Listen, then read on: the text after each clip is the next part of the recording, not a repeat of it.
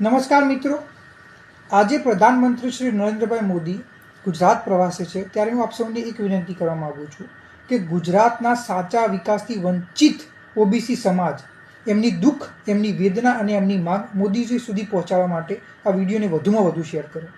મારો એક પ્રશ્ન છે કે ભાજપની જે અન્ય રાજ્યોમાં સરકાર છે, બિહાર, હરિયાણા, રાજસ્થાન, મહારાષ્ટ્ર કે આંધ્રપ્રદેશ, કે જે આગળ 10-20 વર્ષથી ઓબીસી અનામત વર્ગીકરણમાં છે, એ જ રીતે કોંગ્રેસની સરકાર જે તેલંગાણા, કર્ણાટકમાં છે, ત્યાં આગળ ઓબીસી અનામત વર્ગીકરણ અમલમાં છે, તો ગુજરાતમાં કેમ નહીં?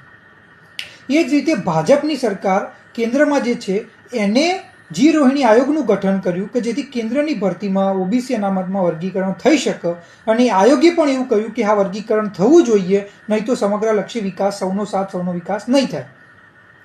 એના પછી 1 ઓગસ્ટ 2024 માનનીય સુપ્રીમ કોર્ટે એમ કહ્યું કે અનુસૂચિત જાતિ SC કેટેગરીના અંદર પણ વર્ગીકરણ થવું જોઈએ, અને એના પછી 4 થી 5 મહિનાની અંદર હરિયાણામાં ભાજપની સરકારે SC કેટેગરીમાં વર્ગીકરણ અમલમાં મૂક્યું અને તેલંગાણા અને કર્ણાટકમાં કોંગ્રેસની સરકારે વર્ગીકરણ અમલમાં મૂક્યું. તો મારો પ્રશ્ન એ છે કે ગુજરાતમાં કેમ વર્ગીકરણ અમલમાં મૂકવામાં નથી આવતું? ગુજરાતમાં કેમ ઓબીસીમાં આવતી વિકાસથી વંચિત જ્ઞાતિઓનો અનામત લાભ નથી મળતો અને ગુજરાત જોડે આટલો અન્યાય કેમ થાય છે? અને એટલા માટે હું વિનંતી કરું છું કે આ વિડીયોને મોદીજી સુધી પહોંચાડો અને એમને પ્રશ્ન પૂછીએ આપણે સાથે મળીને કે ગુજરાતમાં કેમ વર્ગીકરણ અમલમાં નથી.